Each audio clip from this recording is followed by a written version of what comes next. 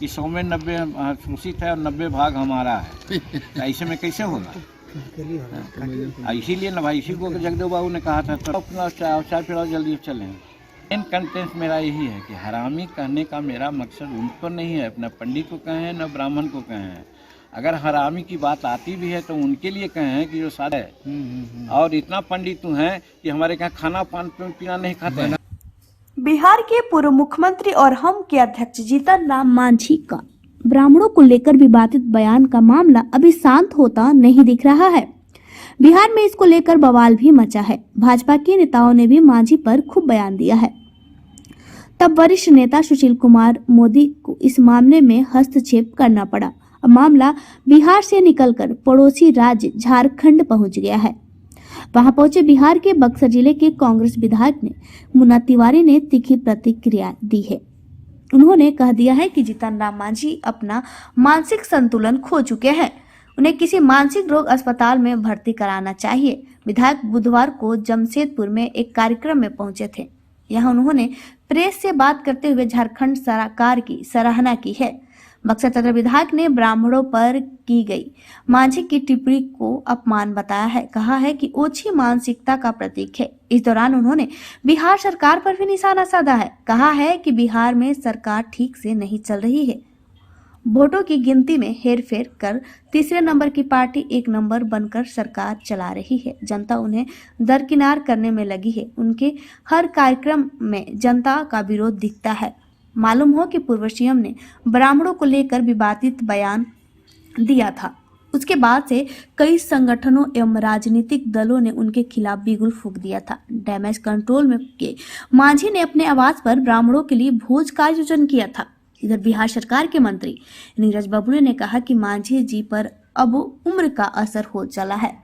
उन्हें राजनीति से संन्यास लेकर घर बैठना चाहिए। इसके बाद मामला यहां तक पहुंच गया कि सरकार गिराने की भी बात कही जाने लगी। मांझी की पार्टी ने कहा कि यदि हमारे 4 विधायक हट जाएं तो ये मंत्री जी सड़क पर आ जाएंगे। मामला बिगड़ते देख पूर्व डिप्टी सीएम ने एवं राज्यसभा सदस्य सुशील कुमार मोदी ने कहा कि मांझी जी एनडीए के वरिष्ठ नेता हैं, उन पर कोई टिप्पणी नहीं होनी चाहिए। तो आपको बता दें कि कहीं न कहीं ब्राह्मणों को लेकर मांझी का अपमानजनक बयान जो था वो अभी शांत नहीं हुआ है।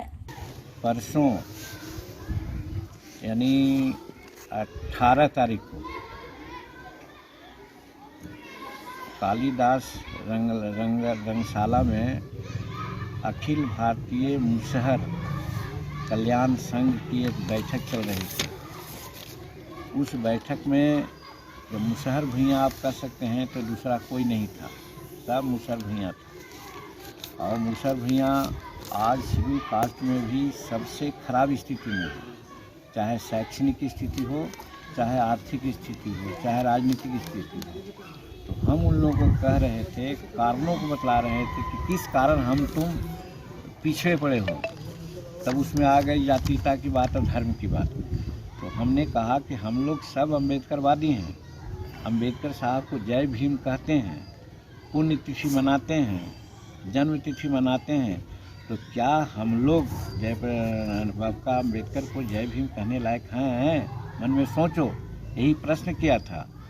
तो प्रश्न के बाद हमने कहा कि बाबा अम्बेडकर ने कहा था कि हिंदू धर्म में जन्म लेना मेरे बस की बात नहीं थी, इसलिए हम जन्म गए। मेरे माता पिता हिंदू थे, लेकिन हिंदू धर्म में इतनी बुराइयां हैं, जात पात, ऊंच नीच, छुआछूत, हम मिटाने का कोशिश किया। ये बाबा अम्बेडकर की बात को हम कह रहे हैं कि मिटाने का कोशिश किया, नहीं मिटा। तो हम संकल्प लिया कि हम मरेंगे तो हिंदू धर्म में नहीं मरेंगे। तो जब बाबा अम्बेडकर, जिसको हम लोग मानते हैं, जय भीम कहते हैं, उनकी जन्म तिथि मनाते हैं, पुण्यतिथि मनाते हैं, वो महापुरुष हमको एक सबक देकर चले गए कि हिंदू धर्म निकृष्ट धर्म है, इस धर्म में हम लोगों को नहीं रहना चाहिए, और बौद्ध धर्म को अपना लिए। तो इसलिए हम लोग हिंदू धर्म को मानते हैं, वो गलत है। और इसी पर फिर हमने कह दिया कि पहले तो भाई सत्यनारायण स्वामी की पूजा बड़े बड़े घरों में होती थी। हम लोग जो थे शेड्यूल कास्ट के लोग सत्यनारायण स्वामी का पूजा नहीं जानते थे, लेकिन अब हमारे मूर्ख समाज के लोग जो हैं वो पूजा करा रहे हैं सत्यनारायण स्वामी का भी। और सत्यनारायण स्वामी का पूजा कराते हैं तो वैसे पंडित को बुलाते हैं जो हमारे के यहाँ खाते नहीं हैं, जो हमारा पानी पीते नहीं हैं और हमसे पैसा और वस्त्र छुआता नहीं है, वो लेकर के चले जाते हैं। तो वैसे हरामी लोगों को पूजा करने की क्या उचित है, ये हमने कहा है। सर इससे ये साफ जाहिर हो रहा है सर कि जो पंडित समाज जो है सर वो काफ़ी आक्रोशित है और कई पार्टियां भी ऐसे हैं जो काफ़ी मतलब कि तो आक्रोशित बाहियात न है। हम कौन पंडित के लिए कहा? वो पंडित जो पूजा कराने आता है, यहाँ पूजा कराना आता भी नहीं उनको है, हनुमान चालीसा पढ़ते हैं शादी के विवाह में और पैसा लेके चले जाते हैं और हमारे यहाँ खाना नहीं खाते हैं, पानी नहीं पीते हैं। तो ये तो छुआछूत की बात वो मानते हैं और बिहार में, हिंदुस्तान में छुआछूत मान्य नहीं है। इसीलिए उनको तो उन पर तो कानूनी कार्रवाई होनी चाहिए।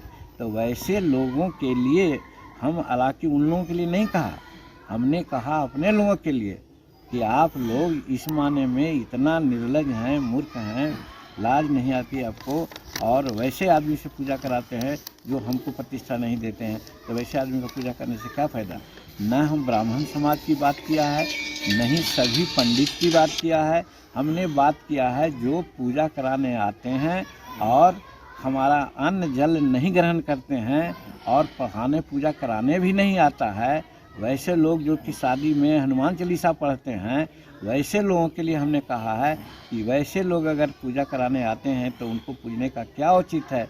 तुम संभल जाओ और बाबा अम्बेडकर की बात को मानो कि बाबा अम्बेडकर ने हिंदू धर्म को बहुत अच्छा नहीं समझा था। कहीं सर इसमें ऐसा भी तो नहीं लग रहा है कि राजनीतिक षड्यंत्र? तो जो लोग बोल रहे हैं वो सब राजनीतिक षड्यंत्र से बोल रहे हैं, हमको हीन बताने के लिए बता रहे हैं। तो क्या होना चाहिए था सर? इसमें चुप लगा देना चाहिए था। अपने समाज को बताना चाहिए कि भाई जो पूजा करते हो तो बढ़िया से पूजा करो। जाते हो किसी के यहाँ, वो आपको श्रद्धा से बुलाता है तो हमको उनके यहाँ अन्न जल ग्रहण करो, तब समाज में समानता आएगी और सब बात आएगी। तो इसी में कौन सब बोले थे जी, कुछ देवी देवताओं के बारे में हरामी, हाँ, उसी में हमने ये कहा था कि हरामी हमारे लोग जो हैं, लाज शर्म नहीं आता है और ब्राह्मणों से पूजा कराते हैं। और ब्राह्मण नहीं, पंडित से, ब्राह्मण शब्द हम कभी नहीं यूज़ किया है और पंडित और ब्राह्मण में फ़र्क है, मैं मानता हूँ। तो वैसे लोगों से पूजा कराने से क्या फ़ायदा है जो पूजा कराने भी नहीं आता है और पैसा भी ले जाते हैं और हमको प्रतिष्ठित करते हैं कि हमारे यहाँ खाना अन्न नहीं लेते हैं। तो वैसे लोगों से पूजा कराने का इन हरामी लोगों का क्या औचित्य है? सर इसी जो टिप्पणी आप जो पटना में दिए थे, इसी को लेकर के आज पंडा समाज के लोग भी आज प्रेस कॉन्फ्रेंस कर रहे हैं। जो उन लोग कहना है कि जो इस तरह के जो मानी जी जो बयान दिए हैं बहुत गलत है। वो गलत समझें या सलत समझें, हम न उन लोगों को ठेस पहुंचाना चाहा है, समाज को नहीं पहुंचाना चाहा है। चाहे पंडा समाज हो, चाहे पंडित समाज हो, चाहे ब्राह्मण समाज हो, इन लोगों के बारे में इतनी भी हमको कुछ नहीं कहना है। हम भी मानते हैं कि जो समाज में बंटवारा हुआ है, ब्राह्मणवादी व्यवस्था में हम लोग बटे हुए हैं, तो वो हमारे कहने से कुछ नहीं होगा। लेकिन उन लोगों के लिए कहा है, उन आदमी के लिए कहा है, बार बार हम सब भूल जाते हैं। हाँ, उन लोगों को कहना चाहते हैं और हरामी कहा अपने समाज को कि आप लोग हरामी हैं, मूर्ख हैं, बुद्धू हैं। वैसे लोगों से, तब वैसे लोग कह दिया तो लोग समझता है कि ब्राह्मण को भी हरामी उन्होंने कहा। तो हम उनके लिए न कह के अपने समाज के लिए कहा है। और हम तो अब ये कहना चाहते हैं कि अगर हरामी शब्द से उनको कोई कहीं दिक्कत हुई है तो हम 2 बार इसके लिए माफ़ी मांगा है कि अगर इस शब्द से अगर आपको तकलीफ़ हुई है तो उसके लिए मैं माफ़ी मांगता हूँ।